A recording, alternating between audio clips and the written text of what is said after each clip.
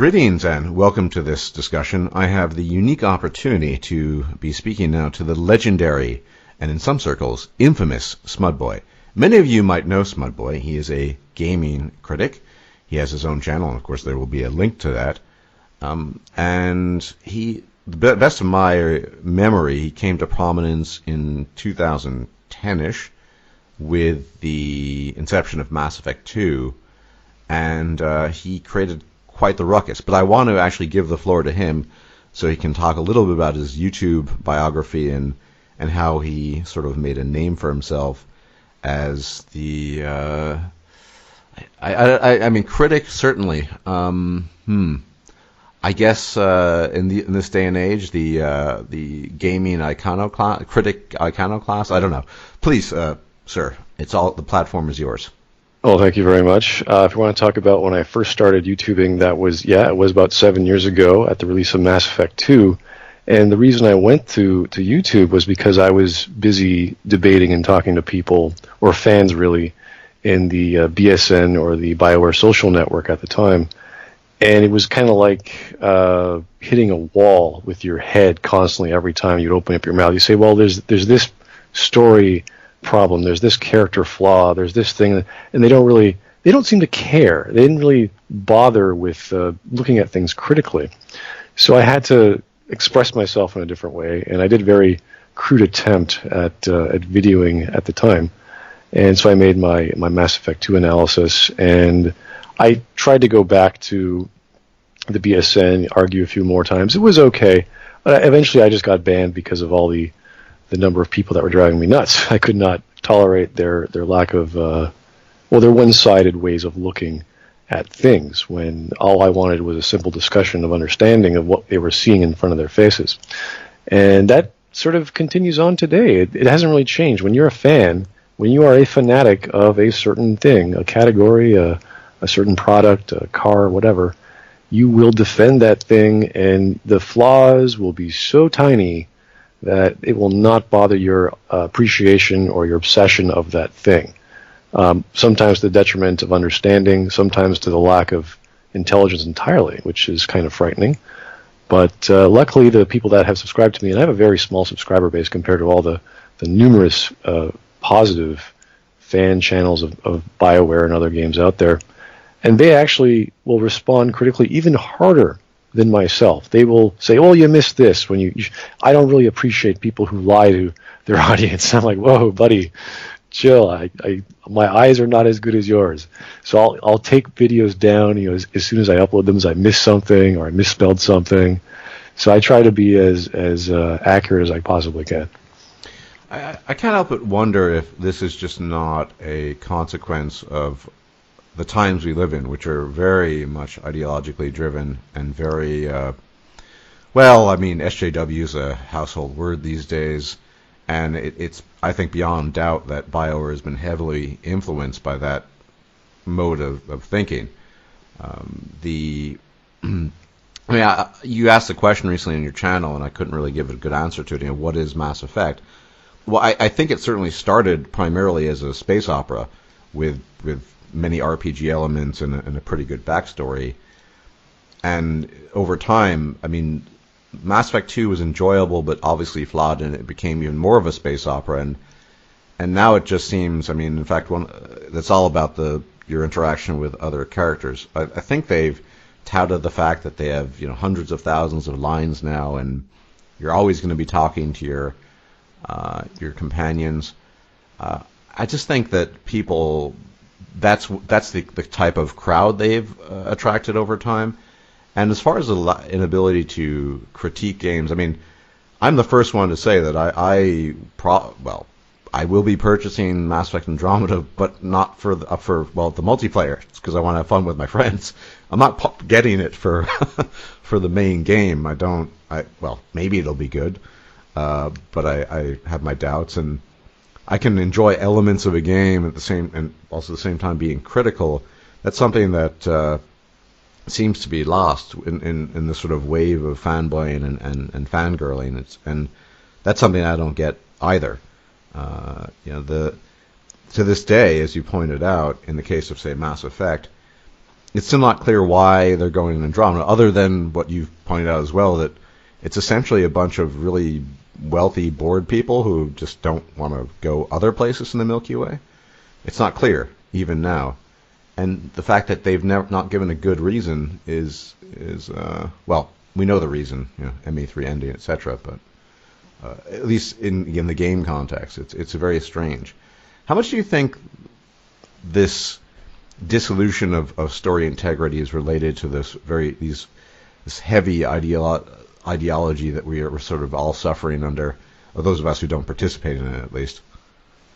That's hard to say. You're talking about individual writers with individual people they're working with to construct this fictional universe. So all you have to do is go on Twitter and listen to some of these people, or the actual writers, figure out their mentality, go listen to interviews, see what they retweet. It's kind of left-wing to extreme SJW. I don't really like. Even some of the authors I like for games I'm critiquing right now, like Torment Tides of Numenera, they're all anti-Trump. They're all pro-left. It's funny. It's entertaining. I don't see what it has to do with their writing per se, but it is a good way of gauging what kind of where they are mentally when it comes to politics. Because when it comes to politics, I absolutely hate politics. I hate all of it. I mean, I've read Aristotle Politica, the Plato's Republic, all the classic stuff. So I can respect it from a certain degree. But whenever someone says something about politics, replace the word politics with control. And that's essentially what it is. The right wants less control, but it's still control. It's still something to limit your freedoms and your liberties. Now, there's an argument for that you need some degree. You need some corresponding singular power to control others, to make sure you're all in the same realm of freedoms and you're not infringing on others' rights. And that's certainly an argument. But it's become this form of not grandstanding, but almost a form of a spectator sport for Canadians to observe Americans, because Americans will take politics to the next level, and we're sitting there going, what is wrong with these people? And then we have to look towards our universities, even in Canada, especially at U of T, where I'm situated in. These people have demonstrations blocking off streets for what's happening around the world, because what's happening with America, what's happening with here or there, and that's fine as long as it's peaceful. But when nowadays, when the other side, the right or whoever's in charge of not the left, does their demonstrations, they will have violence, people from the left coming in, vandalizing and attacking them, and all these sorts of nasty things.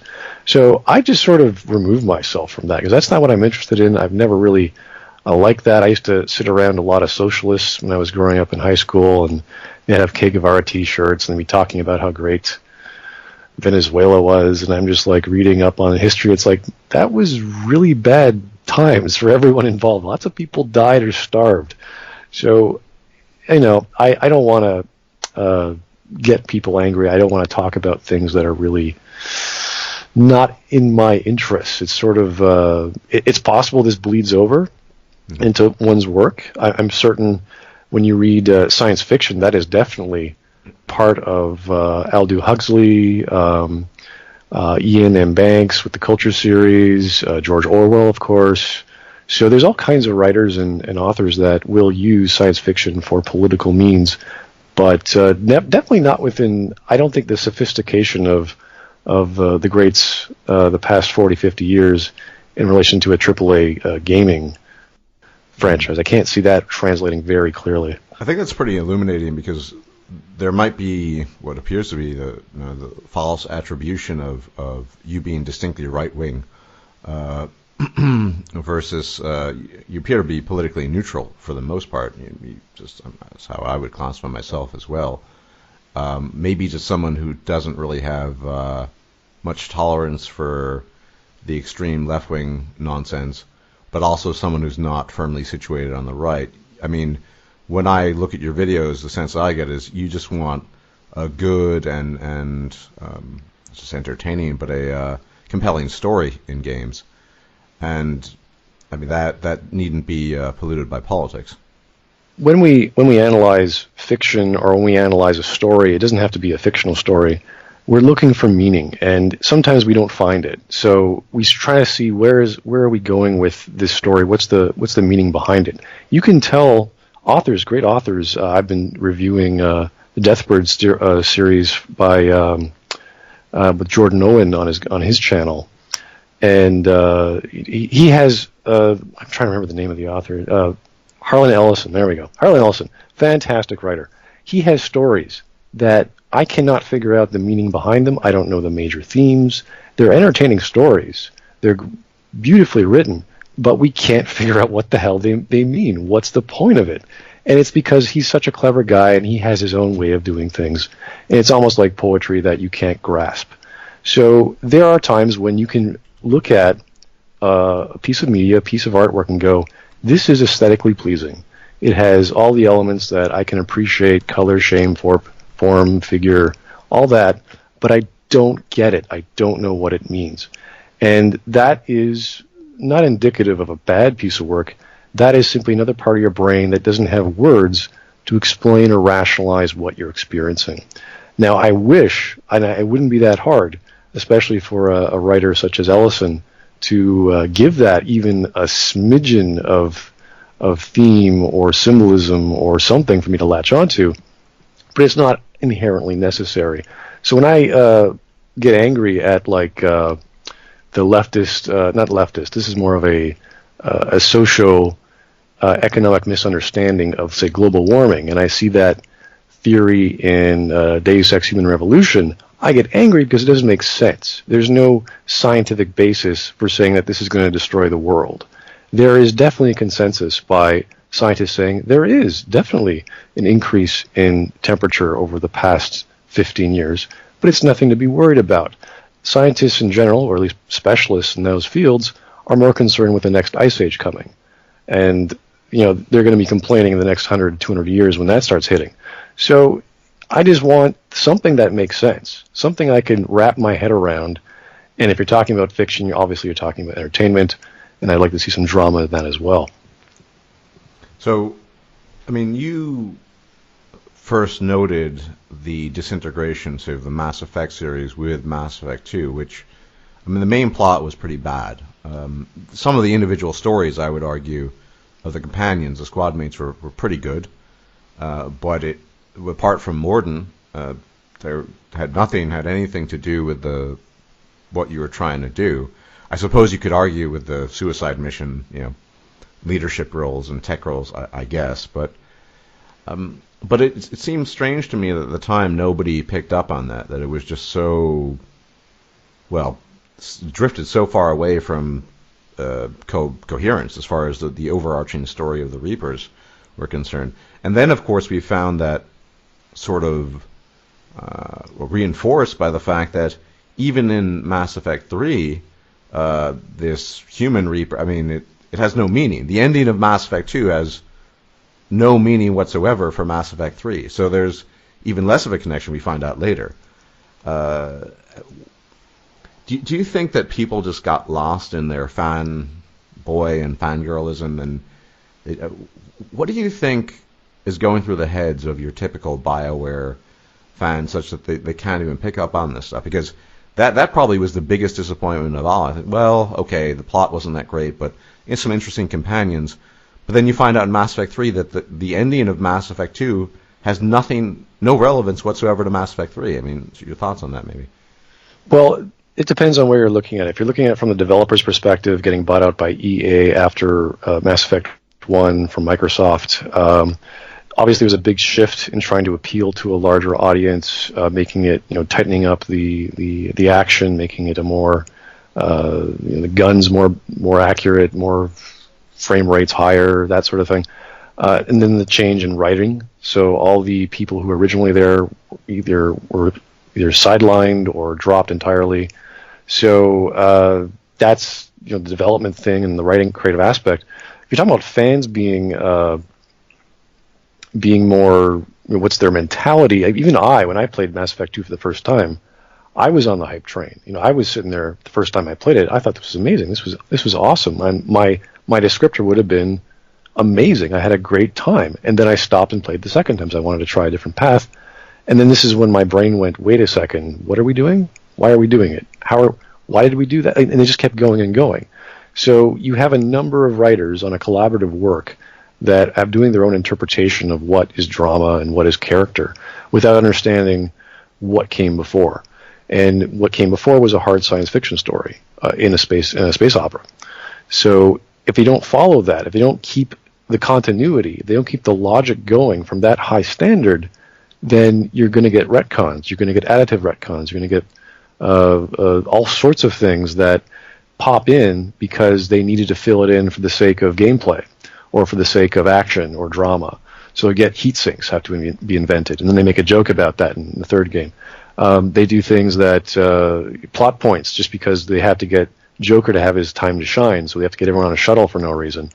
So these flaws aren't really noticeable off the bat, the first playthrough, until you actually stop and think about it. Because once the illusions of grandeur and all the wonders and of being in space and talking to aliens is worn off, you can sit back and say, okay, what am I really playing? What are my eyes really seeing? And that's when you see the curtain fall and the man behind the mask sort of reveals himself. And yeah, it's kind of sad to see, but that's the state of gaming these days. Do we really need another third-person shooter? Does it have to be in space? Does it have to have a dialogue wheel? Does it have to have this and that? And why? And you come to the conclusion that this is just the safest thing that Bioware can do in its next installment. If you look at every design, the dialogue wheel. The Mass Effect is the dialogue wheel. That's why you play the game, really, as far as I can tell. That's the focus. It's always been the focus. The lip syncing, the fully articulated faces. That's well, not in Andromeda, but yeah. The standard hasn't changed much from 10 years ago, obviously, Right. But that's why people play these games. It is primarily the dialogue wheel. So the dialogue wheel has now taken the place of the Dragon Age Inquisition dialogue wheel. It's bigger, there's more things to do, there's all this universe to explore and discover more lore. They're going to change lore, they're going to bring lore back, they're going to retcon lore. It's all for that impact of the goggles coming back, the rose-tinted goggles. And I say goggles, not just glasses, because you're literally just having these blinders on your face saying, this is what we want to do. We're going to get all the cool things from Mass Effect 1, the exploration, the Mako. We're going to switch it up. We're going to get the cool things from Mass Effect 2. Okay, we got the loyalty missions. We got the gunplay. And we're going to get the cool things from Mass Effect 3. Whether they're cool or not, we don't know anymore. The EMS points, the big battles, all these things happening at once, the choices that may or may not matter. And they're going to slam them all together into this marketable piece of something that I don't know. It's been pretty entertaining. Just an hour ago, we got the multiplayer trailer. The embargo is actually going to be lifted in about 5-10 minutes for all the journalists of showcasing their screen capped or motion or video capped playthroughs. So it's going to be hitting. And they just showed the trailer for Drac, and I've noticed I saw both for that. Yeah. I've just saw some glitches already. I mean, it's hilarious, the stuff that they don't pick up on. There's a person who shatters a glass on Drac's face. She looks over, or he or she looks to her left as if nothing happened. Drac grabs her by the shoulders, headbutts her, but he hits that person's head with his shoulder, and his headbutt hits nothing.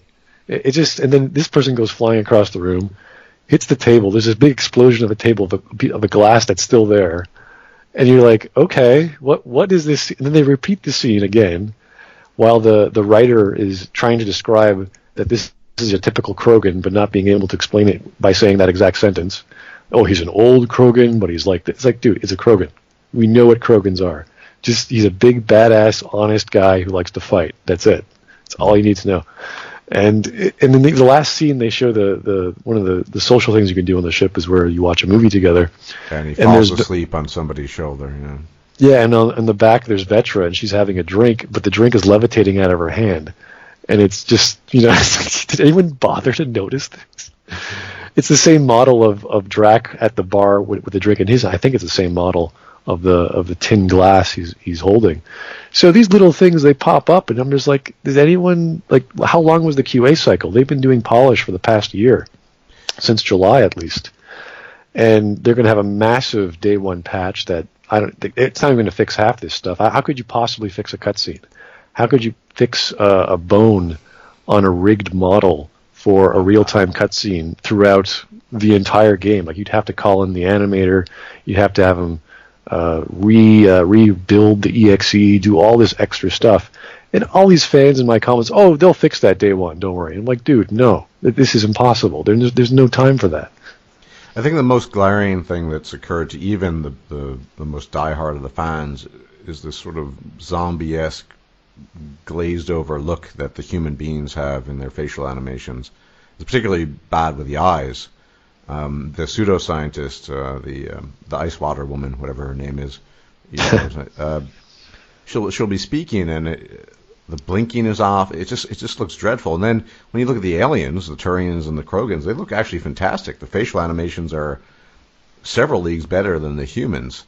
This could be the uncanny valley, but on the other hand, no, it's the Angoras specifically have 2 or 3 sets of not eyelids but eye arches. So when they have when Jaw makes an expression, it's very noticeable. So they got that. The problem with the humans, at least that I can tell from my understanding of animation, is the upper eyelid does not seem to react much to anything. So when you have an emotion, when you're saying something, the voice actor does their line, they're trying to emote, and you do that with your eyes. Your emotion comes from your eyes. Obviously, your cheeks and whatnot enunciate when you make a face, but it's really seen in the eyes. And we don't get that when you looked at that trailer of I don't know, that female on the station who's just trying to say we're dying, and it's like, you don't seem to care.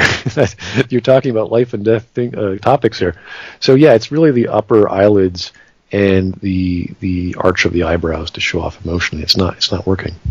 Yeah, but given the amount of development time, you'd have thought that this should not have been an issue 5 years on, or more than 5 years on. This is strange, to say the least, especially when, I mean, I'm not going to fanboy, but I certainly enjoyed Witcher 3. It's not a perfect game, but the facial expressions are fantastic, and they're expressive, and when you compare it to something like that, which is an older game, surely Bioware could have done a better job. And if it's so glaringly apparent to even the most diehard fan, why didn't the experts who are working on it themselves pick up on it? That's the question. The issue becomes who was involved in the QA cycle, and what was the animation director or producer doing? Was he looking over everyone's shoulder? Did he have to come by and make sure that the ticket that someone raised on their life cycle for whatever problem was closed by them? Was it just a project manager going, oh yeah, that looks fine, without knowing anything about what makes something look well? There's all these technical things that we can possibly pontificate on what should have been done. But yeah, when you have a game of this size, with so much content, with so many rigged models, so many NPCs, so much voice acting, obviously you're going to have some people dropping the ball here and there. I wasn't expecting it to be this high, though. I wasn't expecting almost every trailer they release, to be flawed in some way. And I'm not nitpicking story here and there too much. I'm just looking at the models. I'm just like, that doesn't look right. There's something wrong with Sarah's face. She has that mouth not wide open, but mouth slightly open expression half the time. It looks very strange. That could be Uncanny Valley, I don't know, but it's definitely part of something that they just didn't consider. What is this, like, what's a standard stoic face? And she has this sort of puffy lips thing going, eyes are a bit too wide, not too emotive. I don't know. Maybe it's the voice. Again, I thought maybe it was the voice actress not matching the face model too well. But there's something up with the female, the human, perhaps female, rigs that make it look plastic, or they haven't changed much, or they actually probably look a little worse than they did back in Mass Effect. I actually think the previous Mass Effect games had better facial expressions and looked less plastic. That's the correct word, I think. The faces look plastic. They just look dead for the most part, a glazed over look.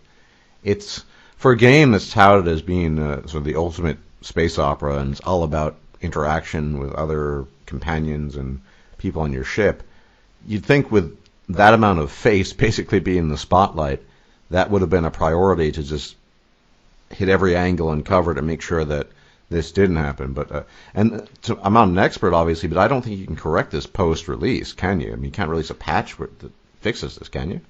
You're talking about every scene. Like you could say, okay, the data we have on the rigged models, we can drop the eyelids by this much, and that would work in every single scene, technically, unless they have it set up differently where they load different models per scene. Then you'd have to do every single model, and then recompile that, and then build it part of the executable.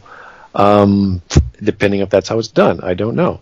If they're using a FaceGen plugin, or they're using something that they've built themselves and they have to be customized, then you'd have to call the guy who actually built the tool, and then they'd have to make sure that was done right. So they might have to get a contractor or whoever figured it out on Frostbite. Now, it's the same team, apparently, from Dragon Age Inquisition, so it shouldn't take that long, but it will take at least a few weeks to figure out, test, render it in different resolutions, different rendering engines, that sort of thing. So it would take a plenty amount of time, but they're not too concerned about these bugs or these visual problems. Like I remember ones I didn't even question. I was like, okay, maybe the guns naturally hang off their hips that low. I didn't know that. I was like, maybe that's a part of it, because I saw Peevee's mission and I was like, okay, Sarah has this big honking gun attached to her thigh. Maybe it's a clip, maybe it's a holster, I don't know. But then you saw the actual scene in the trailer. It's like, that doesn't quite look very good unless there's a string or something that's hanging. I don't know. So I was a little hesitant to do certain flaws that I noticed, because it was just sort of, well, maybe it's part of the design. I don't know. Until I see it, I can't say. So I could be wrong. Well, one thing that you pointed out that has been recurrent throughout I think since Mass Effect 2, since the suicide mission, has been the magically teleporting Avenger. So if you had a squad mate who, I don't know, I think back then, who had, I guess, SMGs and pistols, like a Miranda, she would magically have an Avenger put into her hands, because just assault rifles were the way to go. If you modded the files to allow squad mates to take other weapons, they would just hold whatever assault rifle you'd given them. But if they didn't have an assault rifle, they would have the Avenger. I wonder if that's a running joke with Bioware, just to sort of, well, this is the way our game is done. Everyone has an Avenger, which is, deadly when fired at full auto, supposedly. And I guess it doesn't dissuade people from getting the game. And once again, I'm getting the game, but I'm getting it for, to play multiplayer with my friends. I have no pretense of it, the single player being particularly good. And I suppose I'm supporting a bad company in some sense, but I do think multiplayer was relatively well done. I just wonder, clearly the way the market works, no matter what the sector is if the customer is bothered enough by something, that person's not going to buy the product. But I'm just wondering how badly does BioWare need to fuck up, and how many inconsistencies do there need to be in order for people to say, no, not so good, I'm not going to get this. Well, the problem is their business model, really. When you look at what they could have done for releasing a multiplayer game, if they really want to go the pay-to-win or the pay-to-play model, they should have gone the proper way. Just today they announced, I think in Europe, the Andromeda point system. Mm-hmm. You spend £4, you get 500. If you spend, I don't know, how much is it? Like, you get 15,000 points for the maximum. So if you're going to do that, make the multiplayer free. Other games are like that. Other style of games like MOBAs, you get in for free, you play what you like. If you want to spend money, you can, you don't have to. That's the model that should work. You should not have to spend $60 just for a multiplayer experience. I agree. Then if that had been the case, I would have just played the multiplayer and waited for the reviews of the single player, because I'm probably going to wait a while before I even touch the single player. I'm just going to jump into the multiplayer, to be honest. But yeah, I agree, and it works across, multiple games. I don't see why they didn't do it that way. Well, obviously because they could make more of a profit that way. Well, it depends. You have to look at how this came about. You look at Blizzard, that instigated the the MOBA, or not the MOBA, the World of Warcraft, the MMO. So people wanted a persistent universe for their heroes, because every time they'd play a new level in either StarCraft or Warcraft, they'd lose all their army, and then their hero was the only thing that stuck. So they wanted a persistent hero, and that was a natural route. Now Bioware went that route with Star Wars, to some success, to some failure. The second route was for popularity, was the MOBA. Now they didn't invent the MOBA, but they provided a tool set for the fans to create the multiplayer online battle arena, and that's the biggest genre of all time, at least in terms of played, and that being League of Legends. And League of Legends has always been free to play, and they could have made crazy amount of money, and all they're doing is buying skins and booster packs or whatever other things to unlock certain perks on their tune that they can customize. So this they could have done that. They could have made the game free, and they even canceled the early access. Was it the beta test or the multiplayer? I can't remember what it was called, but it was a multiplayer testing phase. So I've read reviews, and I've watched videos of other reviewers, and they've pretty much said that the Mass Effect Andromeda multiplayer is Mass Effect 3's multiplayer. It's pretty much the same thing. They have 5 maps on launch, 25 classes 25 possible combinations of species and class on start. So yeah, it's pretty much the same as Horde mode as it's always been. Which, I guess if it ain't broke, don't fix it. I mean, that's not given how fun it was, not necessarily a bad thing. Although obviously people had requested at the time more than just Horde mode, and given the gameplay changes in the single player, that'll probably have some effect on the multiplayer, things like profiles and what have you. But I mean, one thing you've pointed out consistently is that Mass Effect, multiplayer was kind of an offshoot, a wild card. Mass Effect has always been historically a single player game, and yet it seems almost as if they're investing more energy in the multiplayer, and indeed many people, including myself, are more interested in the multiplayer than the single player. It's kind of strange that they made Dragon Age Inquisition to be a single player MMO experience. Like, that's pretty much what people describe it as. And now they're going to be doing that with Mass Effect. So I played through it twice, by the way. I forced myself the second time. The first time was more the first time was more curiosity, like, okay, I need to know what this is like. And then I thought to myself, maybe I'm just seeing things wrong here, so let me just force myself through another playthrough and see how it goes. And no, that was just not a good game. I have friends who had the exact same experience. They want to try to go through the second time, and they just can't do it. They don't care. There's no interest. There's nothing new. Well, I didn't care. It was kind of like a job. Okay, I got this part done. Okay. And then, of course, I wanted to do the final DLC because all that stuff should have been revealed in the main game, but it was that whole game was just very odd. And the MO, you've pointed this out, and I thought it was, you're the Inquisitor, you have this magic portal power thing, and you're picking elf fruit to give to peasants. I don't know why, but okay. Well, yeah, the other things that Andromeda is doing, it was announced a few days ago, or at least on Twitter, that there's going to be no customization for your squad mates, which means that you cannot change their weapons and armor, which means they're glorified talking turrets on your missions. You can't really take advantage of the crafting system. You're just doing it for yourself. Well, that's historically been the case in Mass Effect. I mean, you couldn't... Squad mates always had some weapon set. I think, Garrus was snipers and assault rifles. And could you change the arm? I'm trying to remember. Well, in the second game, you could change outfits based on their loyalty. In the third game, you definitely had, I think, 4 options. It was a whole outfit change, but you could definitely give them different weapons.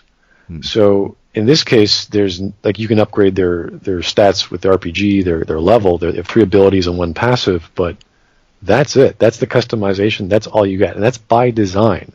They specifically did that because they wanted supposedly this is what they say, that they wanted them to feel more like characters. And I'm thinking, well, the gun doesn't make them feel more like a character. PB special revolver, whatever nonsense, doesn't make her any less a character because she's using a predator or whatever.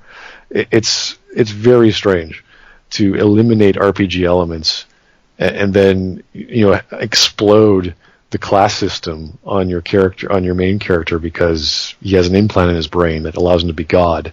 So I don't know why they did that. It's very strange that all your time spending finding recipes and picking lithium or whatever the elf fruit now is in Mass Effect Andromeda, just so you can give yourself a souped up gun that you can't hand over to your buddy over there who's getting his ass handed to him by a whatever. Didn't you say, I didn't see the video, but I know you cited somebody, one of the sort of big, more mainstream channels, who said that it's kind of like Dragon Age Inquisition in space, which a lot of people are saying that. Yeah, which I find very disturbing because it's the open world thing can work in a certain context, like that's what a Bethesda game is, and Witcher 3 would work pretty well because there were lots of interesting locales, even if it were just a cave, and all of a sudden you say, oh, that's Witcher gear. You see the sim.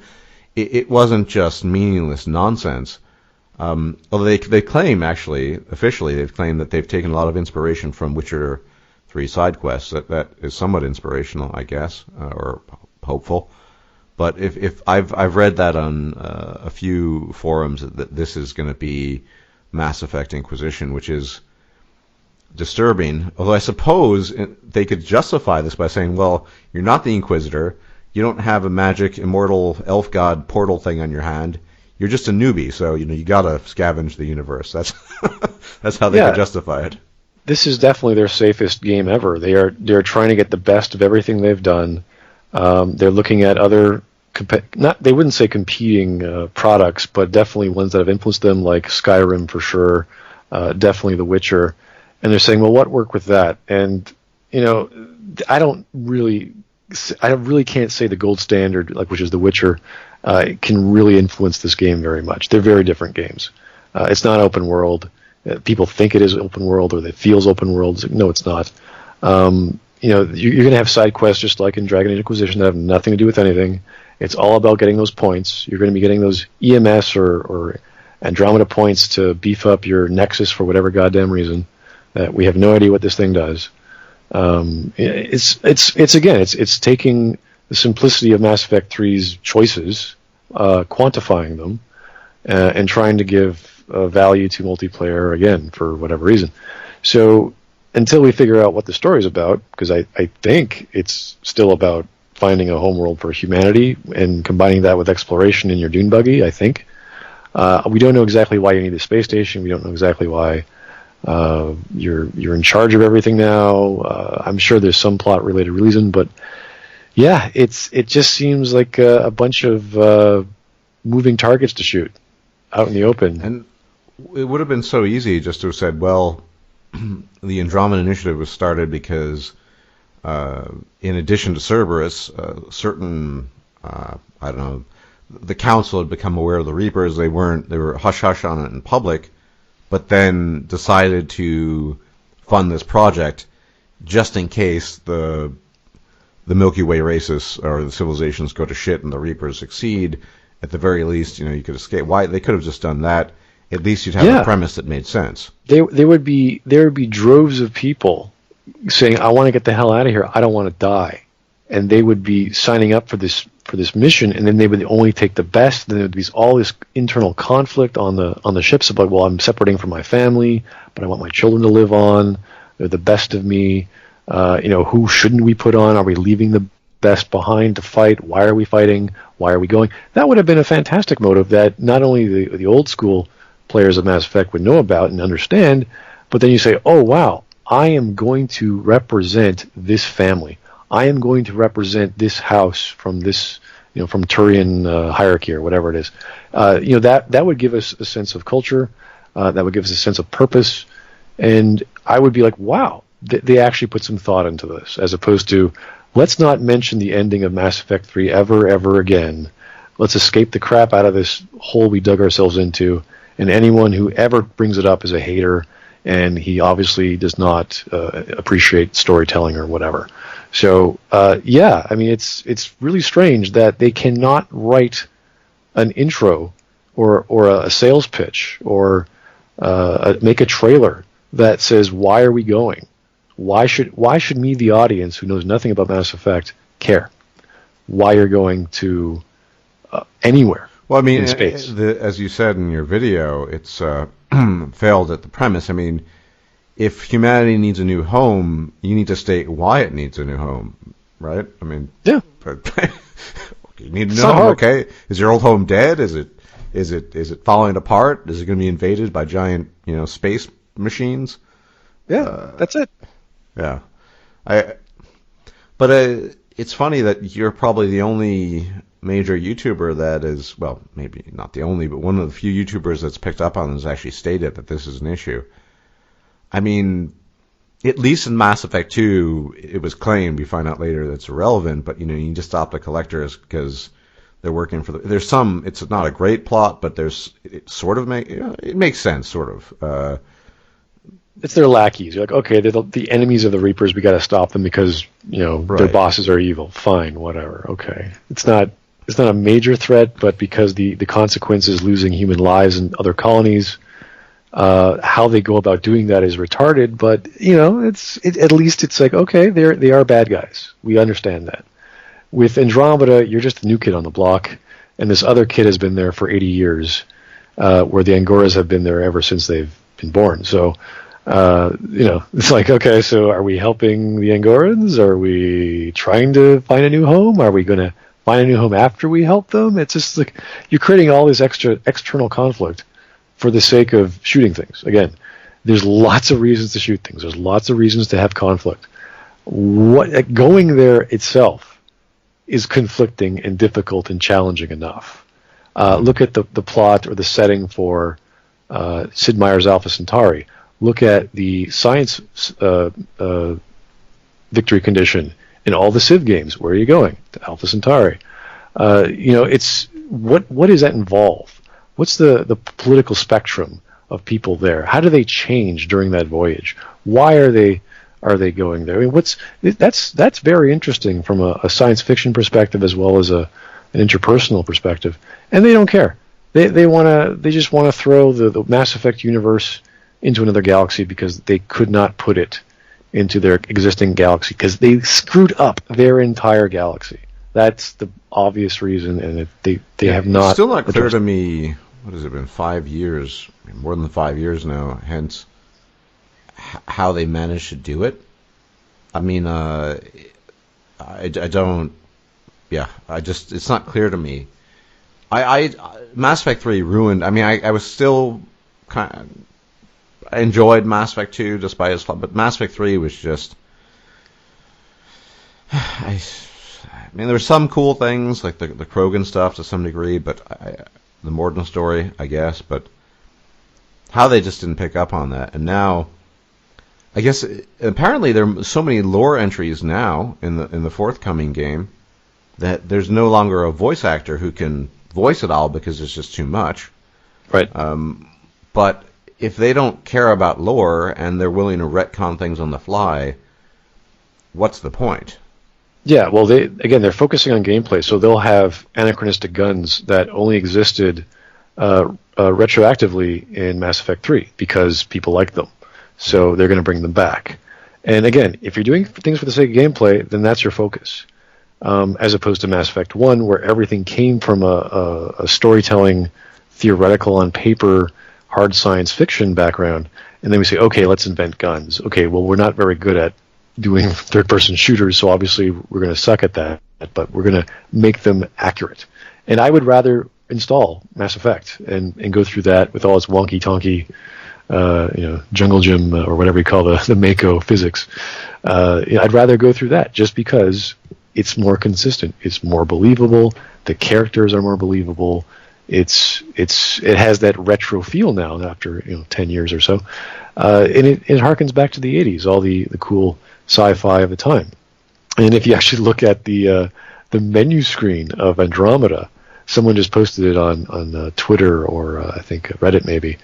It actually has the exact same, almost the exact same shot from the 1979 Alien video or trailer, where it says "No one in space can hear you scream," and it has the backdrop of that as like a planet with a moon or two, and it's just like, yep, they actually took that, and the guy on I can't remember the producer's name, he's like, wow, you have a really good eye for pointing that out. So they are copying and stealing and trying to be copying and stealing from themselves too. I mean, I caught this immediately. You had this in your video too. Fight for the Lost.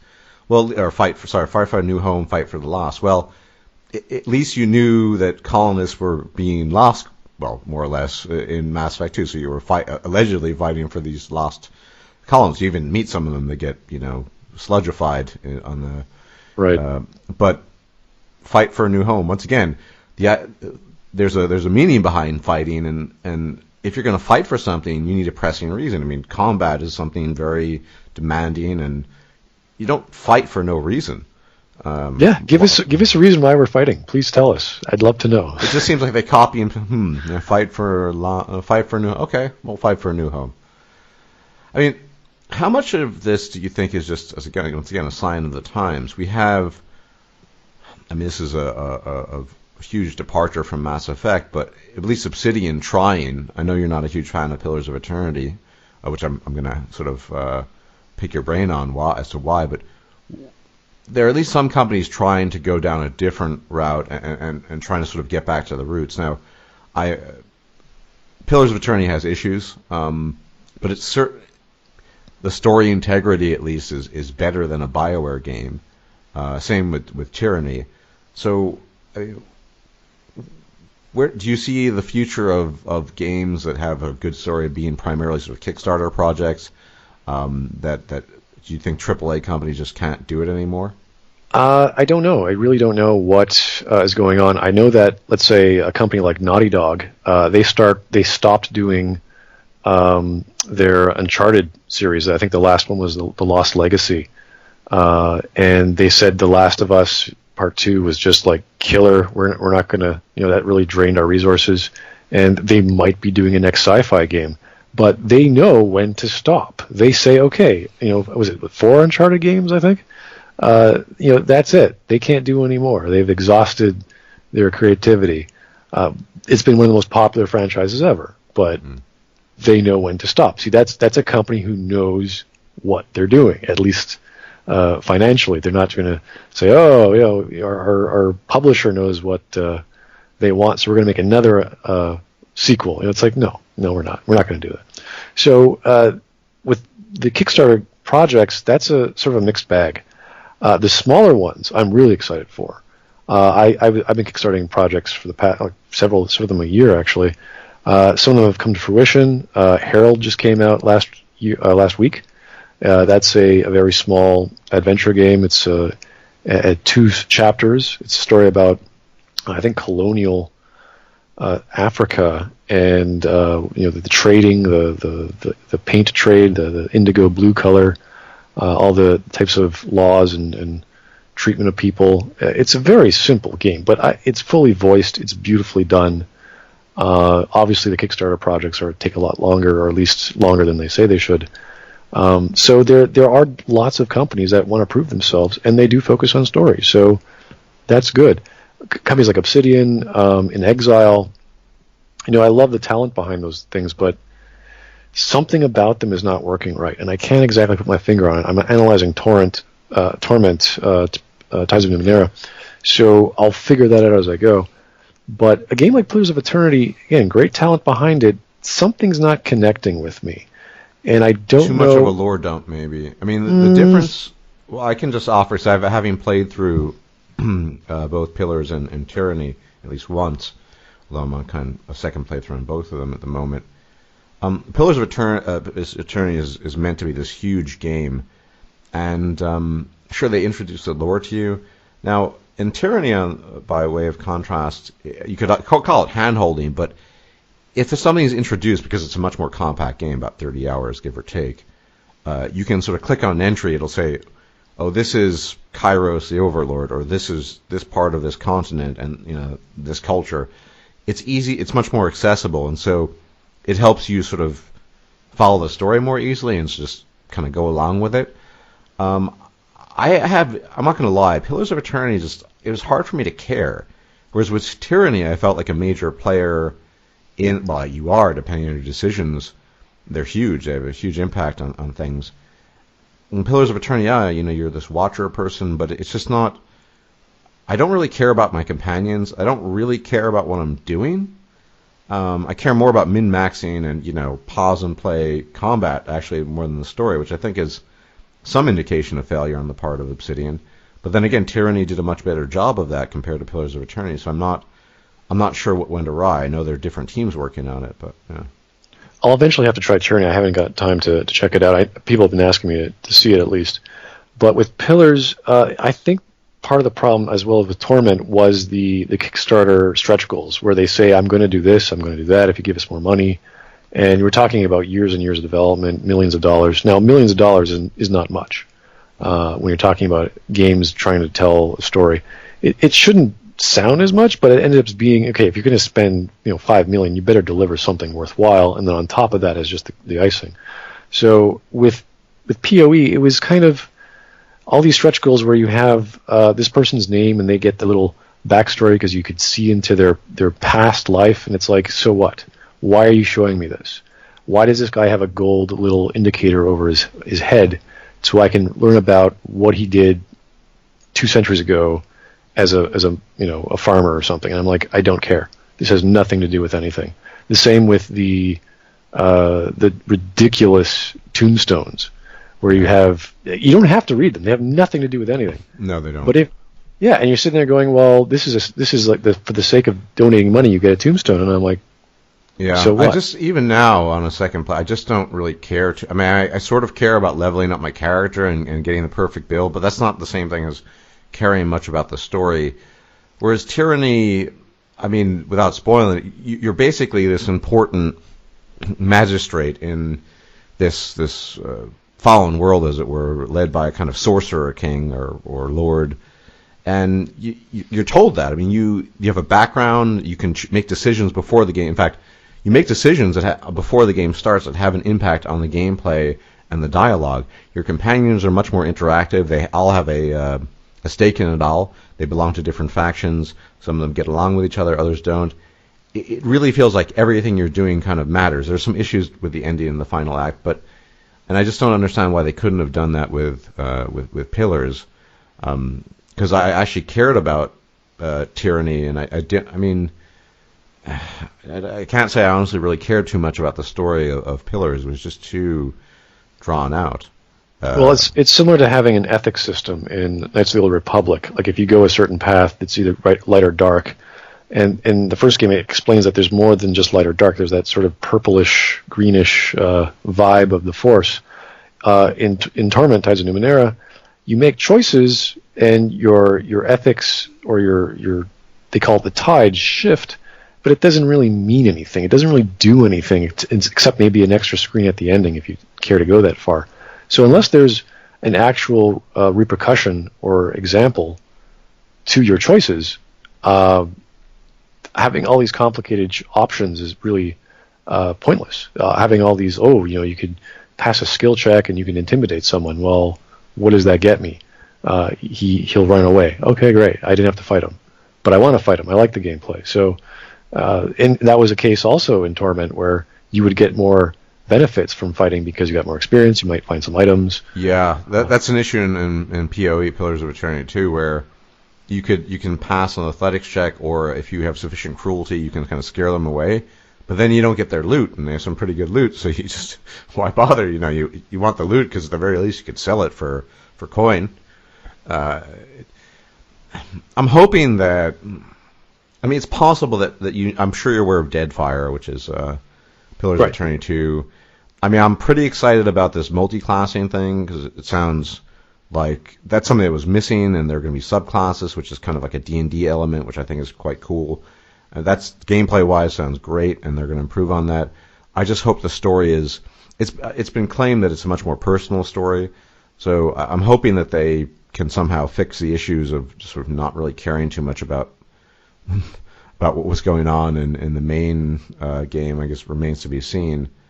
Well, I've pretty much given up. I'm just waiting for Chris Avellone to say, okay, I now have free reign to do what I want.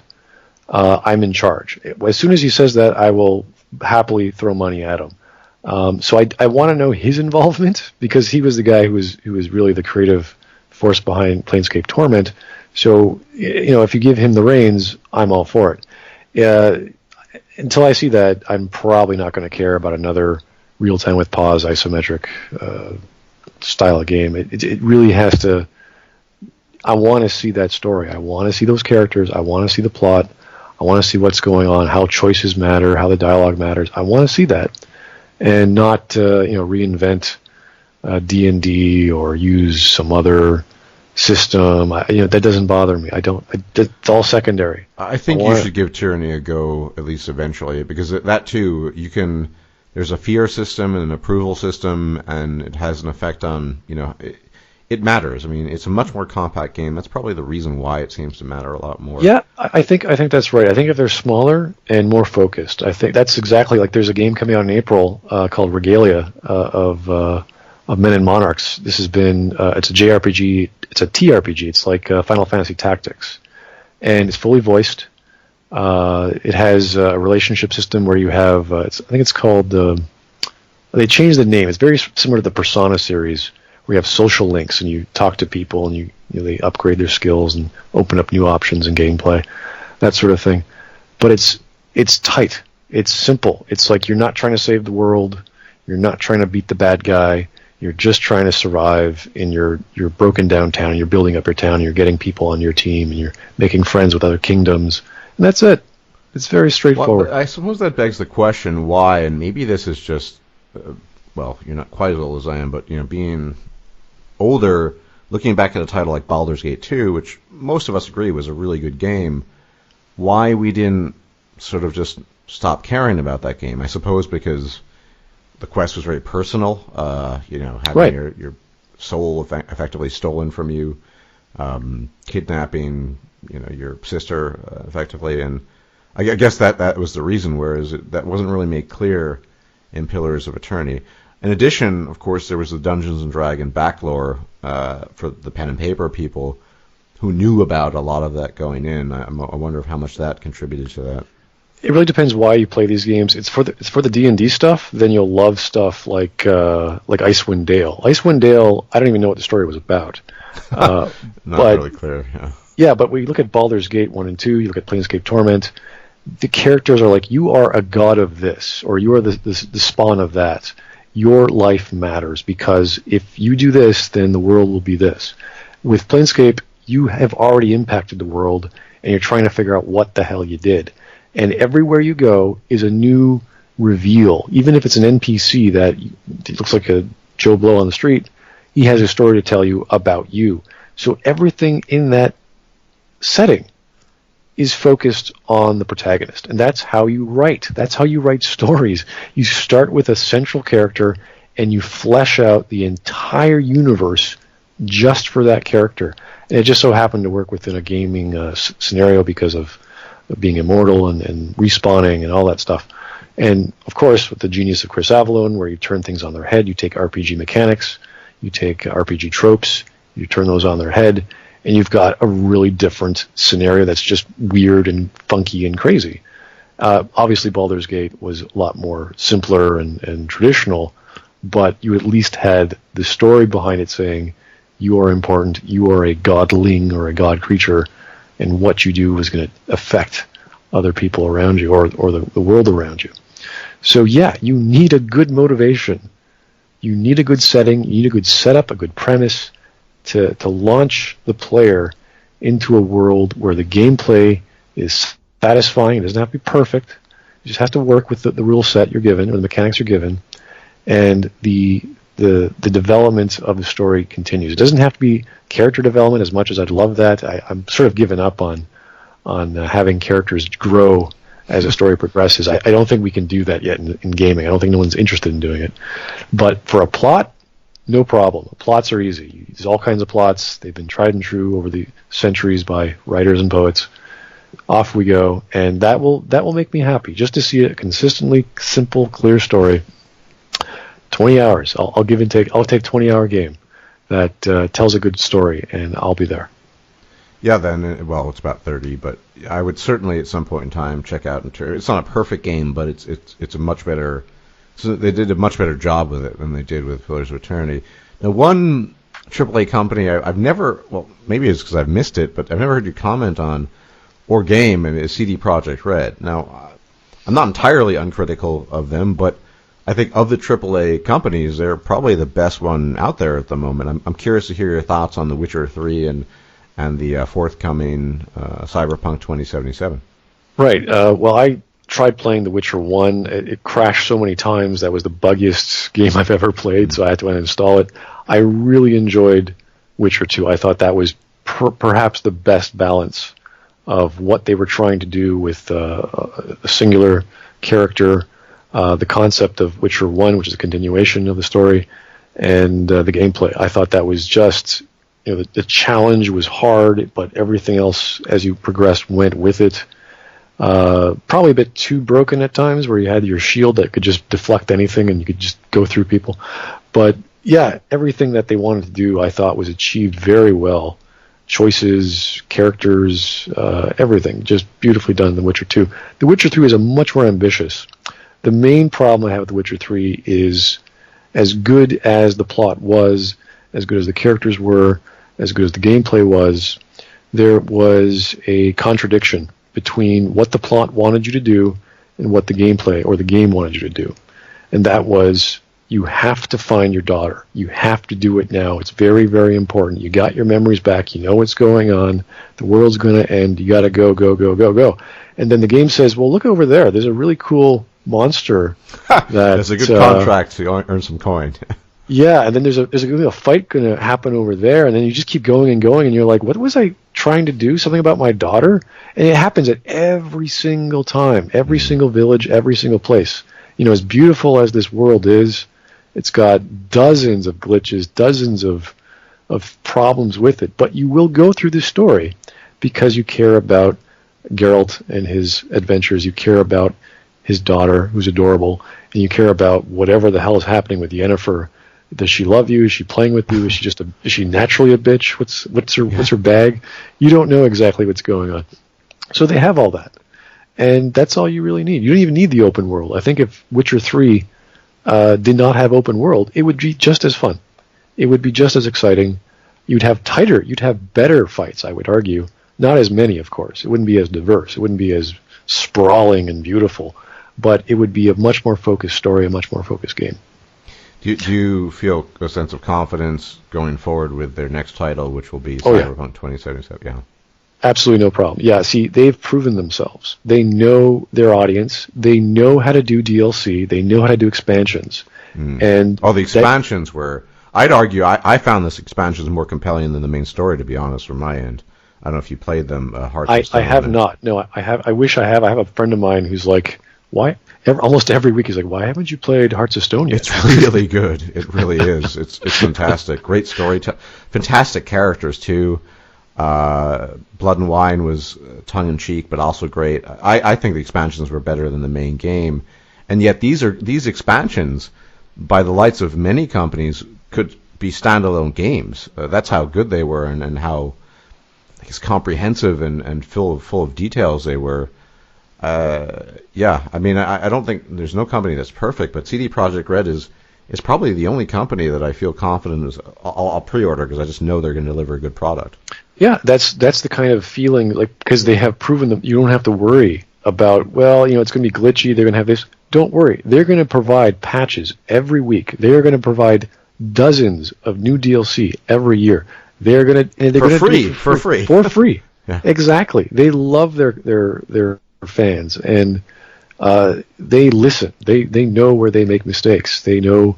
I mean, there was a scene in The Witcher 3 where they used the same character model 5 times in the same scene, and it was a villager, and you're like, a guy with a skull cap on. You're like, that's ridiculous. Right. They got away with it. So it's not a perfect game, but it's the best we've got. It is the gold standard for measuring what comes after it for RPGs and open world. It's just a fantastic company. It's obviously not as accurate as the books are. I think the author was like, yeah, this is totally not Geralt, this is totally not the Witcher universe, but they have the license to use it.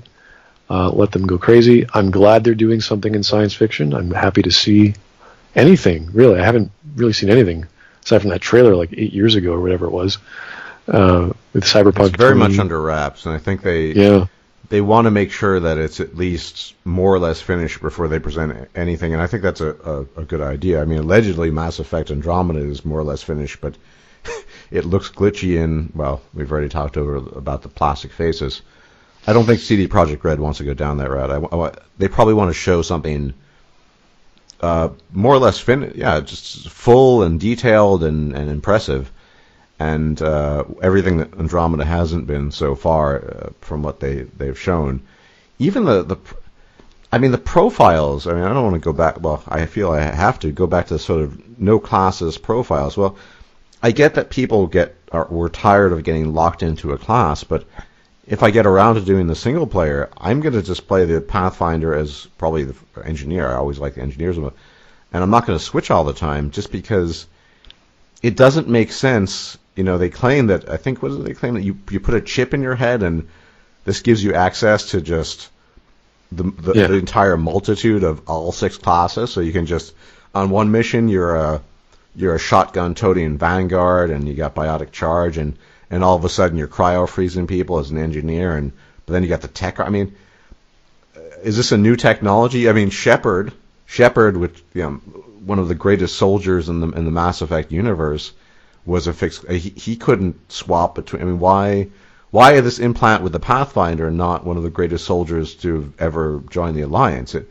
just doesn't make any sense. The closest thing we could argue is that Shepard in Mass Effect 2 could steal somehow the loyalty powers of whomever they went on a mission with. But but I mean, that's quite different from 1 second you're dropping drones and incinerates, and then you're biotic charging people. I mean, these are what we know, for example, from Mass Effect 1, that biotic implants are incredibly taxing to human beings. So the ability just to swap, wouldn't your system, your body, be overwhelmed by swapping? I mean, they have a new technology. Apparently they do. I'm just lost as to how it just seems to be pure gameplay. Like, well, people wanted to swap a lot. It doesn't make any sense with the lore. It doesn't make any sense with what we know. But hey, we're just gonna, whatever. Having an illegal AI in your brain does not turn you into a super soldier. I mean, it's like you're not Keanu Reeves in The Matrix. You may have knowledge, you still have to actually practice. Yeah, and even the Pathfinder must have trained along a certain path, right? So maybe Ryder, there's a Ryder engineer and he had a tech background. Maybe he did undergo biotic training, but he wasn't a techie, a biotic combat hybrid, and an infiltrator at the same time. I mean, no one's pulled that off so far. They have to explain why you're in charge. They have to explain why you're so amazing. This implant has to be like revolutionary. Yeah. You're turning someone into first of all, they have to be natively biotic. They have to be born with that. And to have 2 children that are biotic is very strange. I don't know if that's a traditional thing. Well, it's not just that you're natively biotic when you choose it, and then you're a tech expert, and then you're a combat tech expert, and then you're combat. I mean, it's just, even the combat thing doesn't make sense. I mean, let's say you go the pure soldier route one mission, and then all of a sudden you're an adept. I'm lost as to how any of this works, other than this is something cool that the fans wanted. They got tired of just playing the Vanguard. On the contrary, I thought it made at least gameplay more interesting, that you stuck with one class throughout the gameplay and the game, and then maybe for another playthrough you decided, I'll play an infiltrator this time. Just to try it, right? Yeah, rather than everything. I remember when I was on the boards, or even in my comments, people will say, I loved playing this class. I didn't like the other ones that much, and they kept doing that throughout the series, so they knew what they liked. Yeah. So now of course, nothing's stopping you from only choosing the skills related to the class you like, but I got to say, what's the what's the reason for doing it? Like, who are the fans that said, you know what, I wish I could do everything the first time through? I'm like, wouldn't you want to replay the game? It's a single player game.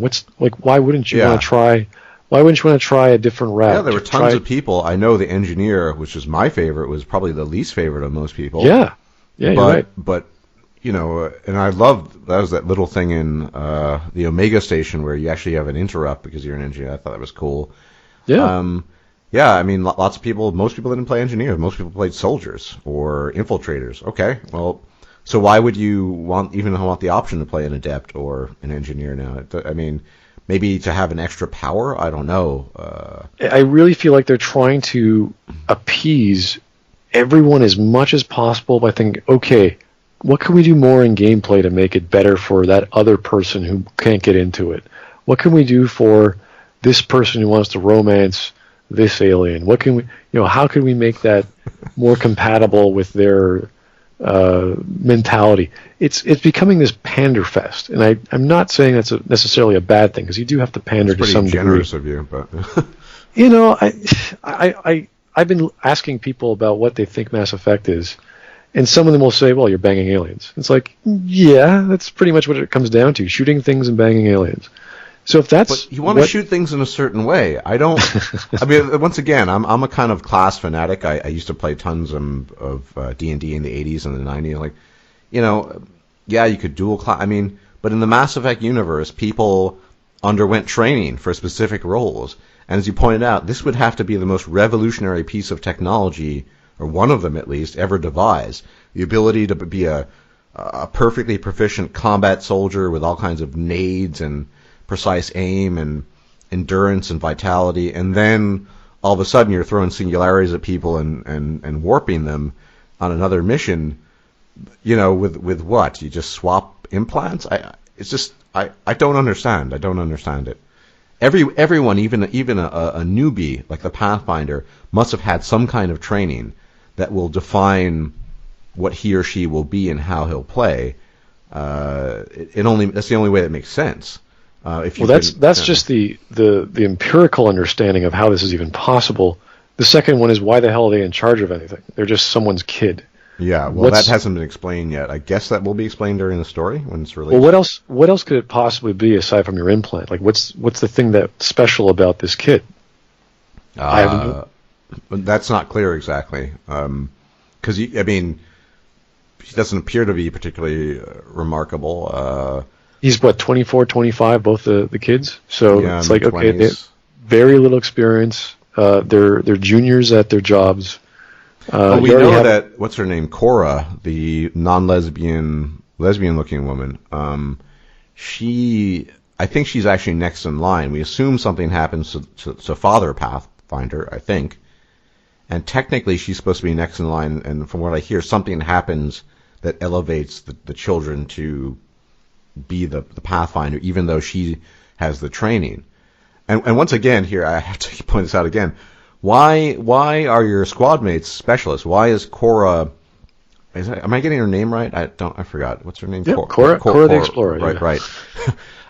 Why is she a biotic commando / Vanguard specialist? Why can't she just be an engineer one mission, an infiltrator the next, and a Vanguard the next? I mean, in fact, it's explained in depth that she has a background and trained with Asari commandos, so of course she would be a specialist in some kind of biotics and combat. But they have to explain this in the story. I mean, they showed us in a trailer that everyone has the implant connected to Sam. Mm-hmm. Whatever that means, who knows? Sam is the ship AI, is that it? Right. It's the AI your dad and your mom worked on, and mm-hmm.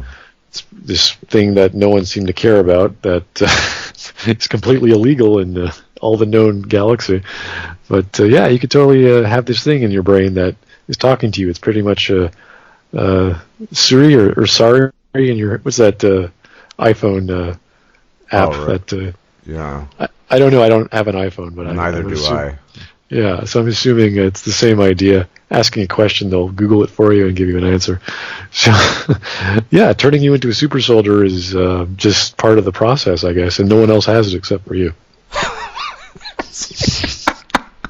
I don't know.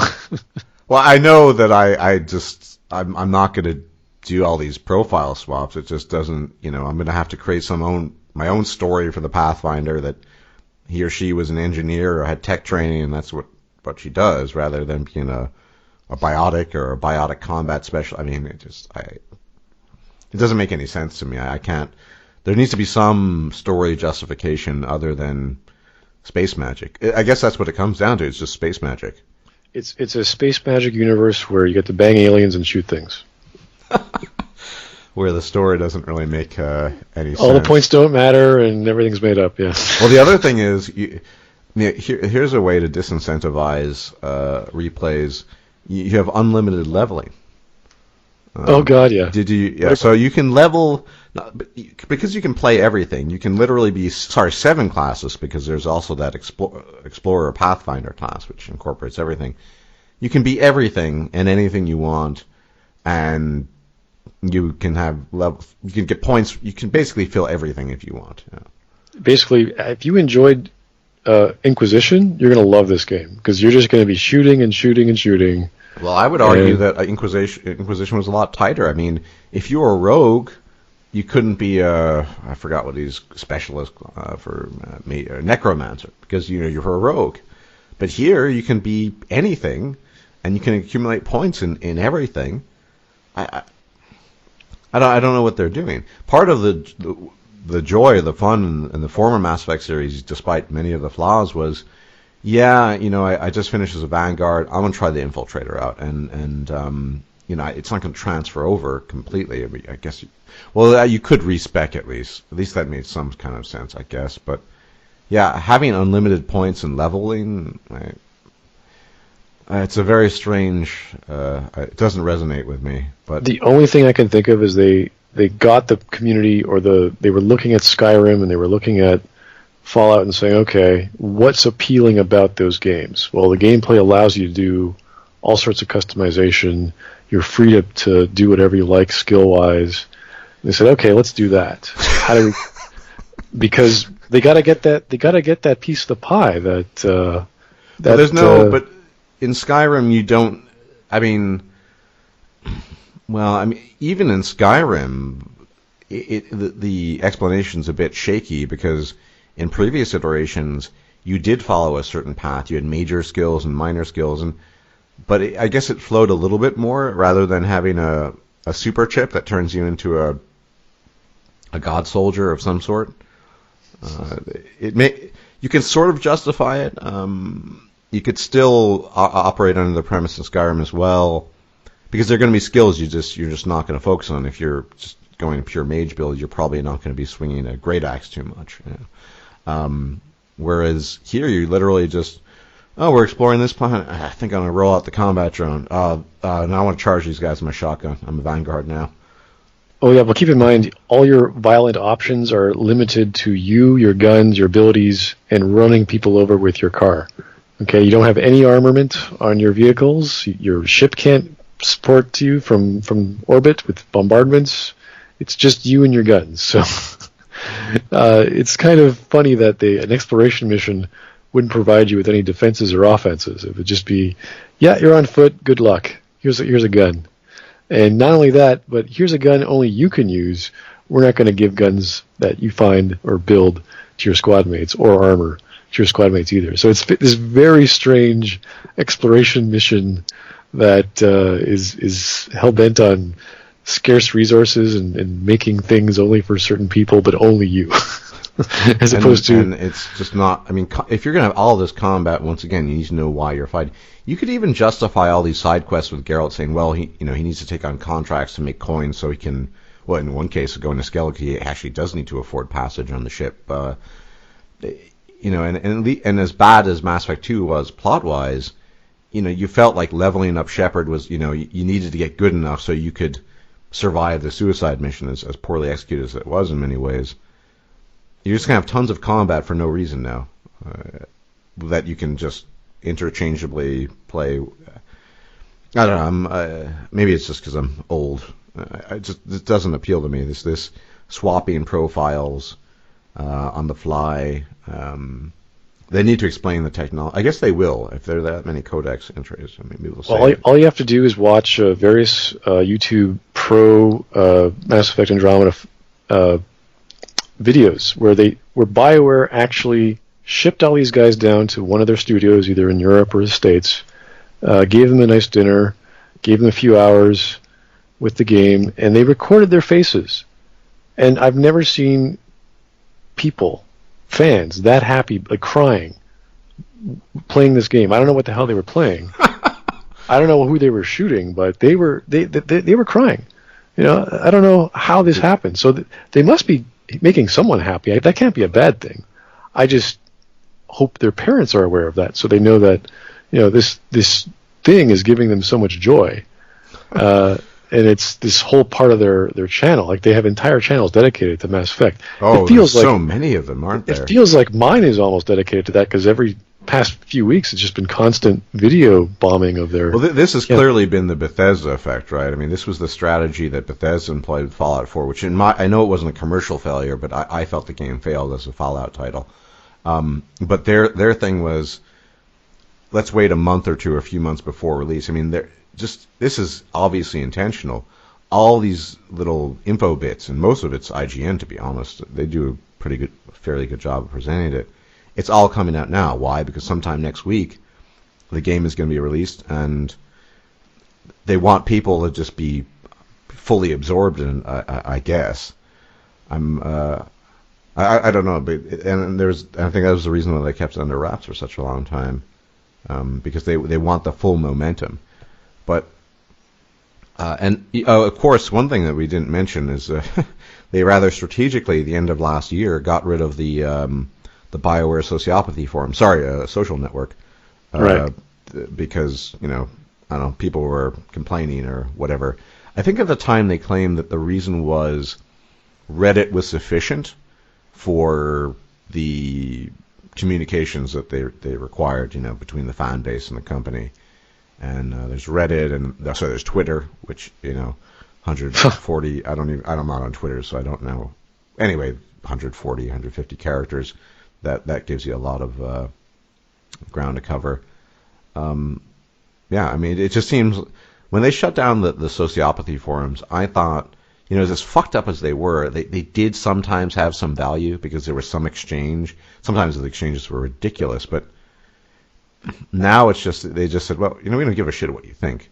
We're not going to read your, you know, 2-page long thread, even if it's a good one, because, you know, we have Reddit and we have Twitter, and we just don't care anymore. Well, I think they were redundant to the point of being useless, and I sort of made a mention of that when I talked about they were banning people. This was right before they closed them. Fans who were just making their opinion known. And then these fans were actually ones who founded the BSN boards.net second version of the BSN. So how that's going, I have no clue. I'm assuming it's better than what was there. But really, it was kind of pointless. Your opinions don't really make much of a difference. Mine certainly weren't being heard. You know, I certainly was not invited to go down to play test their game. You know, I'm not big enough. Apparently, having 30,000 subs or 100,000 subs dedicated to talking about BioWare is what they want to see. So yeah, I'm not too surprised. But yeah, it wasn't really doing anything aside from just being there for people to preach to the choir and get their praises sung to them when they have nothing better to do, I guess. So yeah, I mean, I still get the strange fanboy estranged fanboy on my channel saying, yeah, but the game isn't out yet, and it's like, okay, I'm not analyzing the game. I'm analyzing what they've shown me, and it's like they cannot do any wrong. It doesn't matter how flawed their presentation is. Doesn't matter how broken or contradictory their lore is. Doesn't matter how bizarre their faces look. They don't care. They're BioWare. They're great. They're gonna have aliens you can fuck. That's really quadrisexual aliens with tentacle hair. That It's very strange to talk to fans that don't have a lick of sackle in their heads to deal with. It's kind of frightening.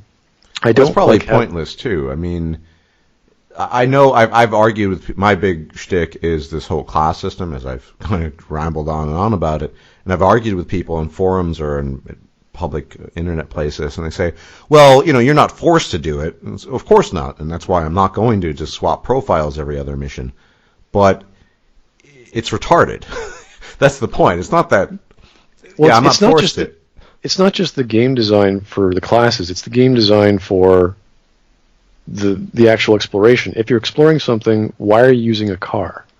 You have a spaceship. And if you have a spaceship, why aren't you using shuttles? And if you see the launch trailer, I didn't see one scene of the Nomad in there. And that's their main method of transport or transportation. There's all kinds of scenes of shuttles.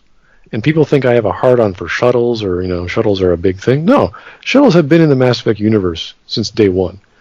Why don't we have a shuttle on our spaceship? Why? Because in Mass Effect 1, you had the Mako. And people wanted that back, and they never got it back, so we're going to bring it back, but we're going to do a retarded version of it. And we're going to give you no weapons or armor. For some reason, it's going to be mining for you. And it's going to go really fast. And you can paint it yellow. You can paint it all kinds of colors. It's going to be great. It's going to be fantastic. You're going to love this car. And it can overheat or get cold. And then when sun. You park near a station, though, the station radiates a stabilization of, I don't know. It doesn't. Who the hell knows?